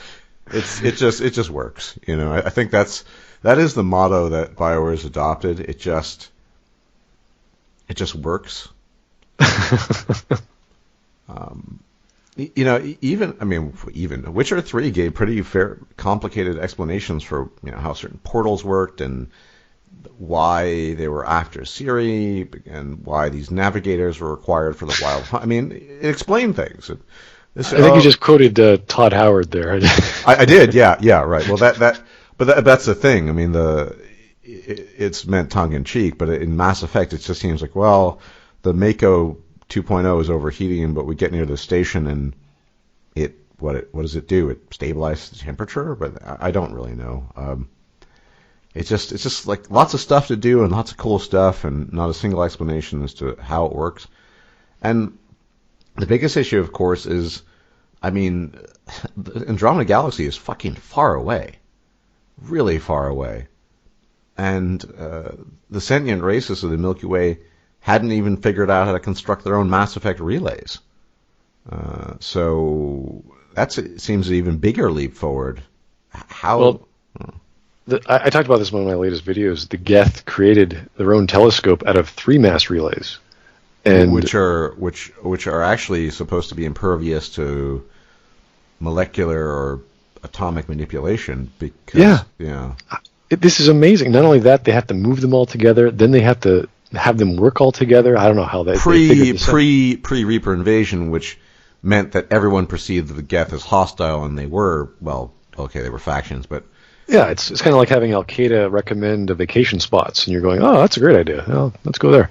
It's really wild on this premise of knowledge, and not to actually use the hardware they've provided, because you have to think about what a mass relay is and how it's being used. So they're sending a signal out to Andromeda, and it's coming back really quickly. And I'm thinking, why can't we use that? Why do we have to invent this oddsy drive that will take you 600 years in cryosleep to get there when you have this technology which is designed to transport matter very far distances, and it's somehow been jury-rigged to do signals? So the next step is to test matter, test a probe, test a small spaceship, just a shuttle, put a monkey in there, I don't care. Launch it off there. You just saved yourself 623 years or whatever long it takes. That would have been the new frontier. We found out how to get to and from galaxies. That would have been a fantastic, amazing, that would have been a natural evolution of the story of the Mass Effect, because now that we've discovered relays, now we're trying to make one. Now we're trying to push what they can do. We're going to see, okay, we can't use them in the past before. They blew up a solar system. That's bad. We're going to try something else. Oh, look, the Geth just figured it out for us. What happened to them? They're gone. Who knows? Da da da da. Okay, use it. Whenever they try and fill a hole, they end up digging themselves deeper elsewhere. It's just this bizarre form of storytelling where they release a book or the comic book to fill in a hole that the main story didn't bother to look at. It is just this backwards way of writing stories, and I wish that someone would just sit these writers down and saying, listen, do you know what the Mass Effect is? Do you know what we're trying to do? Do you know what the plot is? Can you please tell us so we're not all stepping on each other's toes another 2 hours from now? It's stupid. You should have combined intelligence work better, not worse. I mean, Mac Walters is still very much a part of this. I have no idea how he was kept on, but fair enough. Casey Hudson left. Sorry? Money. There's no other explanation I could think of. It sold really well. All 3 games sold really well, and EA sees this as their RPG wing, I guess. even though their next project that Bioware's been working on is a non-RPG, which makes absolutely no sense. It's like asking a car company to start developing planes. I don't know how they're going to. And the other thing about Mass Effect is it's been heavily intimated that the Mass Effect universe will become akin to the Dragon Age universe. So you'll have standalone games that tell the story of the Pathfinder or the Inquisitor, of Hawk, of Warden, right? And the next one will be about something else, presumably, or someone else. Because that's the way they want to do it. Obviously, they couldn't pull off the hero through 3 different episodes story, so I guess that's what they're doing now because it's easier. I find this problematic in as much as, it doesn't necessarily make you care less about the hero or the protagonist because I cared about my Warden, but the lack of okay, so you're playing the Pathfinder. Beyond all the things we've mentioned, if there's no continuity, okay, well, I guess that's it. It depends what the fans are expecting of continuity. If you look at a game like Suikoden, the continuity between the games was the same setting, only 5 or 15 years later. Then they rebooted they did a soft reboot of the series, or actually no, it was a hard reboot of the series when they did a Japanese version, a mobile version. So it depends on how they use the system. Suikoden also had an import feature as well, so it's not some alien concept that no one else could do. If they don't have a proper telling of a story in relation to their trilogy, which is very difficult to do because they've painted themselves in such a big hole that they can't get out of, you have to do something different. You have to do something new. And at that point, I'm thinking, you know what? They can do RPGs. They can do space RPGs. Probably not the best, but they've got the resources. They got the talent. They can do something new. They decided not to. They decided they have to go to another galaxy. They can screw up that one as well. I mean, it's this strange philosophy of building titles just because a franchise is popular. It's like Unreal. It's like Uncharted. It's like, what if they wanted to do Uncharted 5? What more could they do with Nathan Drake? His son, his daughter? Like, is it going to be the cousin of Nathan Drake? Like, what the devil are you doing? He's risen from the dead. Yeah, he found a relic and now he's immortal or something. Oh god. Yeah. So this whole thing of developing new IP should have been that's what they should have been doing. And I think people on the design team, I mean, obviously they said they hired a whole bunch of fans of the franchise to make this game, which is a little disconcerting, but maybe fans are talented, provided they have a proper creative director behind them. They'd be great. But the story is just another, let's go to a place and explore, because explore, it's not really going to connect well with people. Hopefully, as you're buying the game for gameplay reasons, it'll be fun. It looks fun. I think that's all we can say positively. Yeah, but even there, Smudboy, I think I'll have fun with the multiplayer because I can just play with friends, and that sort of justifies itself. But the single player, once again, I have to complain about these profiles. Why am I fighting? Why can why can I be a vanguard one mission and infiltrate? Completely different skills and requirements for everything. I don't know if I'll have that much fun single player because it won't be playing with other people trying to, I don't know, finish an objective or just kill stuff. There'll be some very flaky premise for why you're doing. I don't know. I'm deeply skeptical about even the combat in single player because there's no purpose behind it. It seems. I mean, just shooting stuff for the sake of shooting it. That's the province of multiplayer. But I think in single player there needs to be a reason behind it, and that reason hasn't been well presented, in my opinion, my humble opinion. But yeah, you just play it for the gameplay, I guess. Bioware has long ago ceased to be a action role playing. But I mean, you could argue that Witcher 3 was an action role playing game, and it was, and and it did a better job. And that's the thing is that if CD Projekt Red can be successful and the fans or the customers appreciate their approach, one wonders why other AAA companies don't try to emulate that and just say, well, they're pretty cool. They look how much the fans appreciate it, and they're successful. So why can't we do it too? Well, you have to remember that they did a lot of extra work to make the development flow properly. They first came from a story background of novels that already existed. They looked at the focus of, let's say, the dialogue system, and they created algorithms to make it easier for people developing those conversations to work. To say, okay, the text will be read and translated in our algorithm so that the proper animation state will play when Geralt's talking or when the NPC is talking, so they don't have to actually manually build that because there's so many little tiny conversations that happen throughout the game. So they've done things to make things more efficient for them so they can focus on quality. They can focus on feedback and bugs and all these other things that pop up and provide all this content for free. So they're a much more smart and efficient company at doing these things.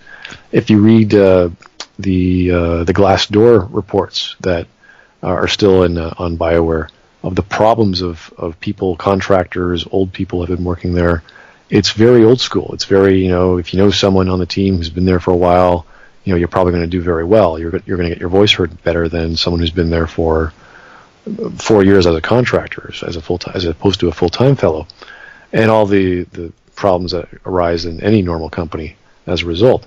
So, yeah, they have to do a change of the guard, or they have to get some new talent in, and hopefully, when they said they got new talent from fans, I'm like, okay, great, depending on who those fans are, of course. So, yeah, we can only guess that the gameplay will work.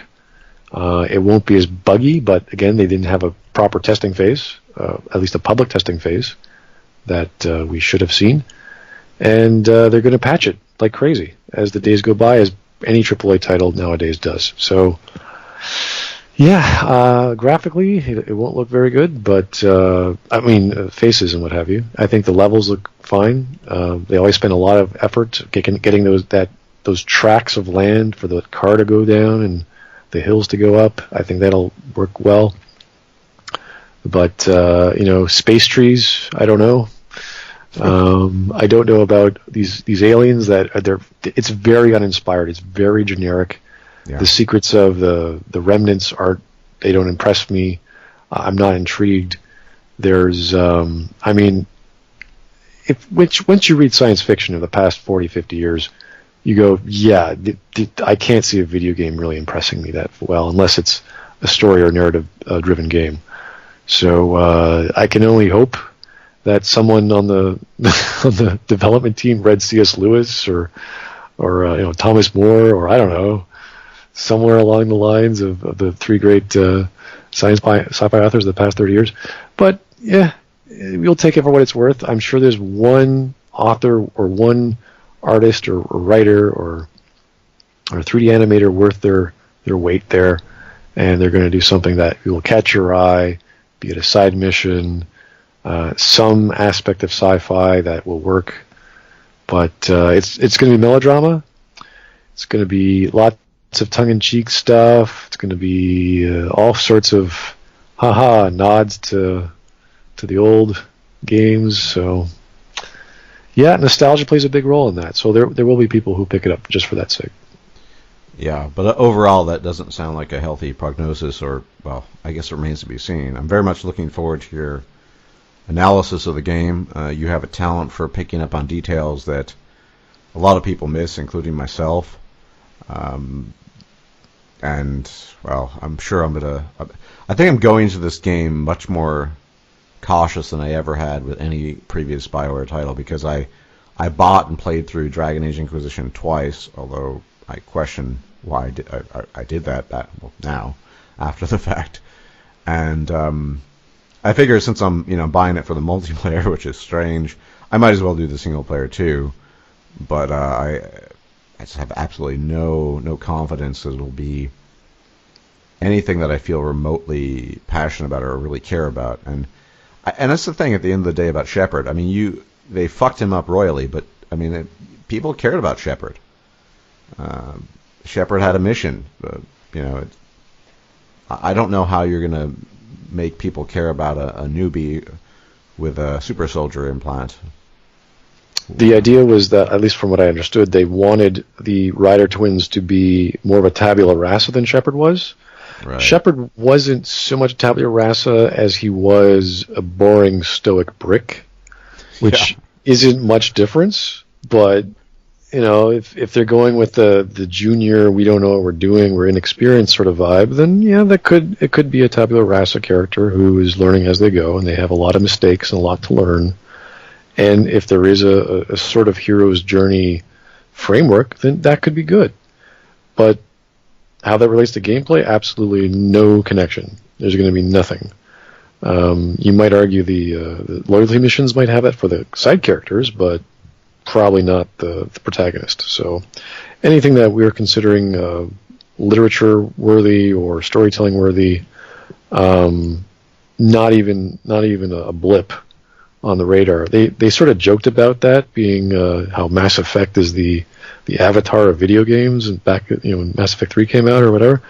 I was like, okay, I don't know if you're insulting them or you just don't know too much about Mass Effect or Avatar very well. So yeah, storytelling wise, drama probably won't be too high on the list. Plot wise, I can't even guess what they're going to do. What the reason is. We don't even know why we're going. How can we figure out what we're trying to do?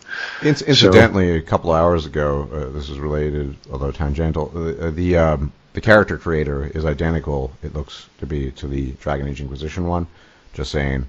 So for everyone interested in that, it's all over the internet now. All the fanboys got access to it, so yeah. You can look at it, and it looks identical to Dragon Age Inquisition when you make your Rider, your Pathfinder.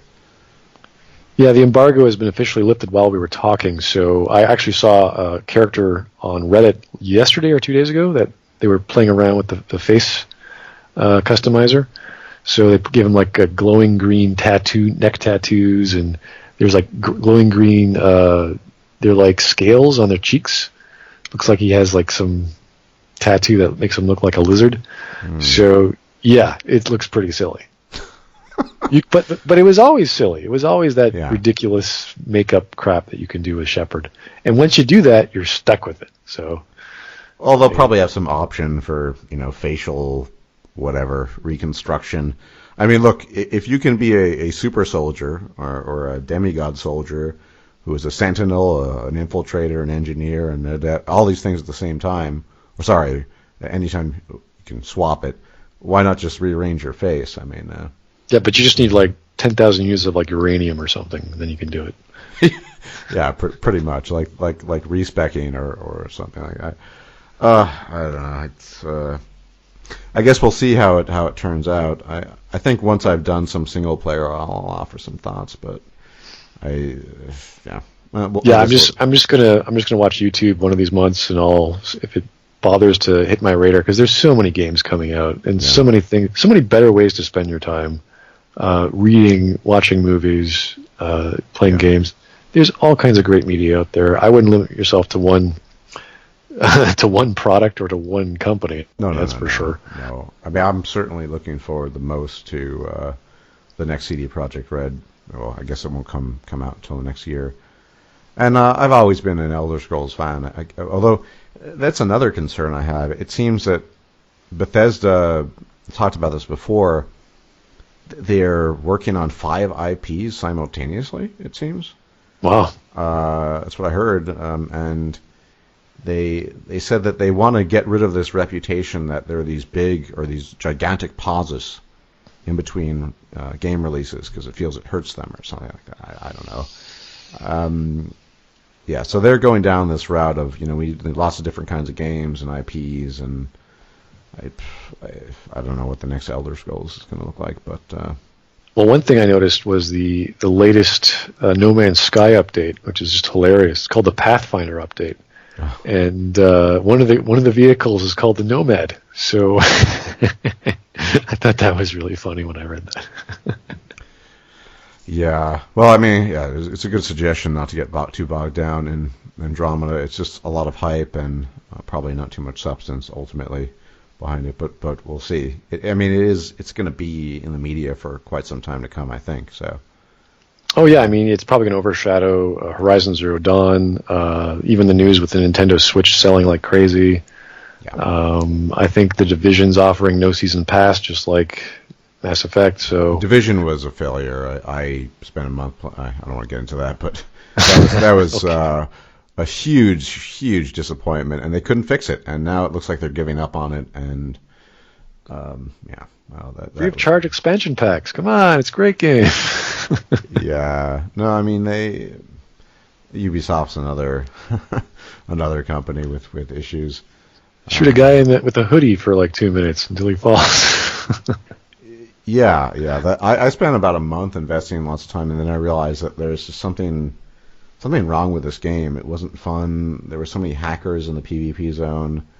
They couldn't really control for that. The endgame content was crap.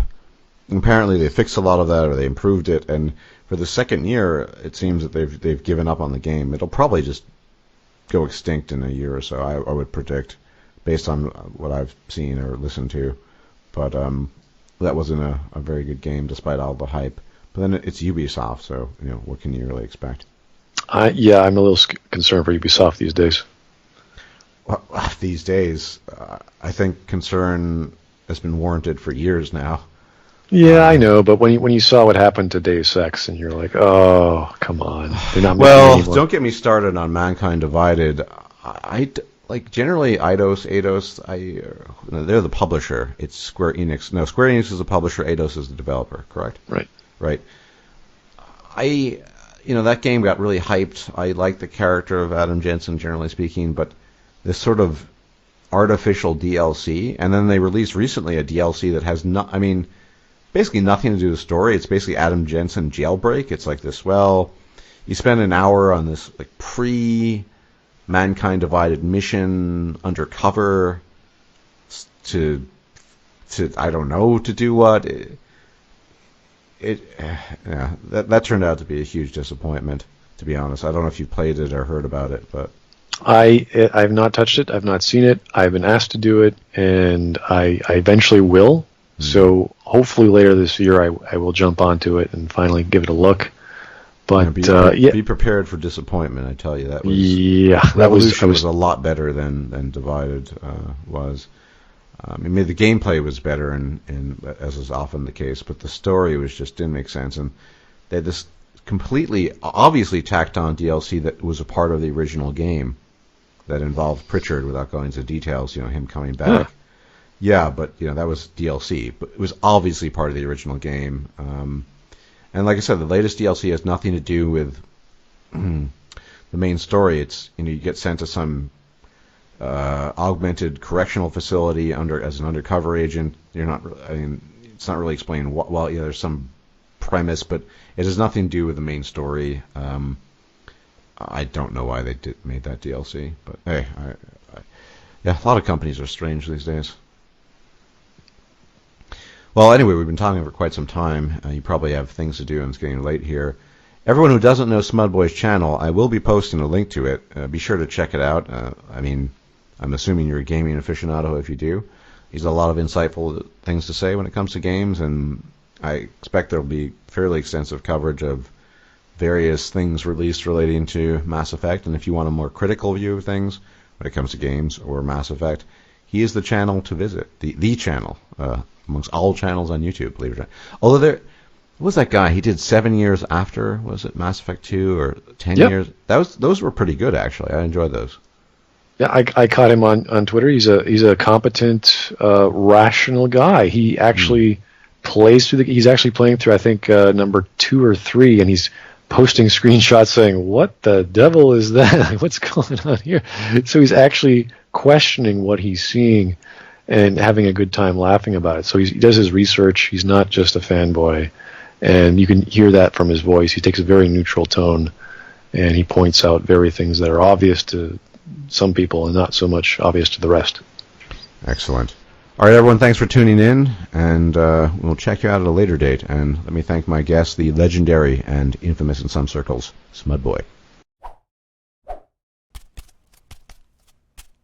If you liked this video, please like, share, and subscribe. And if you enjoy my content, please consider making a donation or becoming a patron. Thanks for watching.